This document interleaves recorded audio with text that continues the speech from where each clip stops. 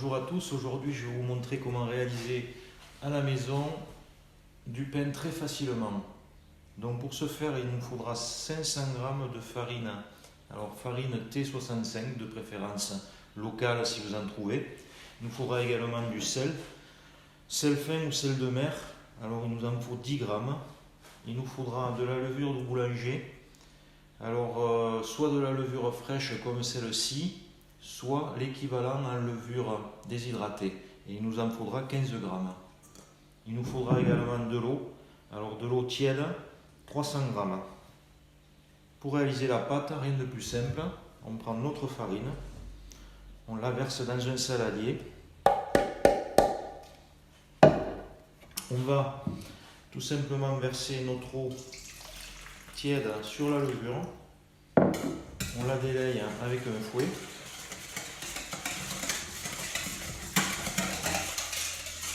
Donc il est important d'avoir une eau tiède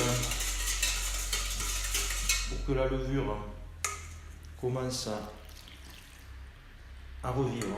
On verse le tout sur notre farine et on va commencer à remuer au début avec une spatule tout simplement. Donc vous avez remarqué que je ne mets pas le sel en premier. Donc je vais attendre un peu avant de mettre le sel, puisqu'il ne faut jamais mettre le sel et la levure en contact avant que la pâte ne soit bien amalgamée. Donc voilà, là c'est bon. Et là on va reprendre le pétrissage à la main. Donc on va faire une boule qu'on va pétrir. Alors on va la pétrir 4 ou 5 minutes. 6 minutes c'est mieux, suivant la force de vos mains. Maintenant on va pouvoir rajouter le sel. On retravaille la pâte. Alors le but c'est de faire rentrer de l'air à l'intérieur de la pâte. Donc il faut la soulever, la rabattre, la soulever, la rabattre, la soulever, la rabattre. Les 5 minutes de pétrissage sont passées. Là on va faire une belle boule avec notre pâte à pain. On va la laisser dans le saladier. On va la couvrir avec un linge, tout simplement. Et on va maintenant la laisser pendant 1 heure à température ambiante pour la première pousse. 1 heure a passé. Vous pouvez constater que la pâte à pain a doublé de volume. On va prendre un peu de farine. On va mettre notre pâte sur un plan de travail. En l'occurrence là on a pris une planche en bois. On fleure un peu, c'est-à-dire qu'on met un peu de farine sur la pâte, sur la planche. On rabat un peu la pâte 2-3 fois. On va faire 6 pains.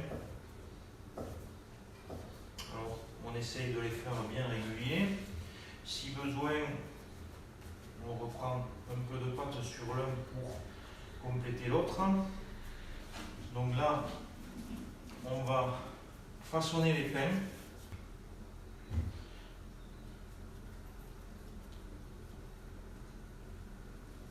Voilà, on ramène sur le dessous, on soude notre pâte de façon à avoir une belle boule. Voilà, on travaille avec la paume des mains. On espace bien nos boules, puisqu'il va y avoir une seconde pousse et nos boules vont doubler de volume également. Alors on peut aussi les façonner comme ceci, c'est-à-dire en se mettant sur la planche et avec un petit mouvement des mains, on boule.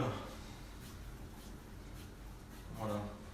Donc nos pains sont sur plaque, on va juste les couvrir avec un linge et on va laisser pousser encore une fois pendant au moins 1 heure. Il faut que nos pains doublent de volume avant de pouvoir les enfourner. Donc 1 heure Après, voilà ce que ça donne. Pains qui ont bien levé. Maintenant, on va les signer, c'est-à-dire qu'avec une lame de rasoir, on va pratiquer 2 ou 3 incisions sur le dessus, très rapides, comme ceci. Une fois le pain signé, on va juste le saupoudrer légèrement de farine. Voilà, comme ceci. Pas plus. Et on va maintenant l'enfourner à 200 degrés pendant une vingtaine de minutes.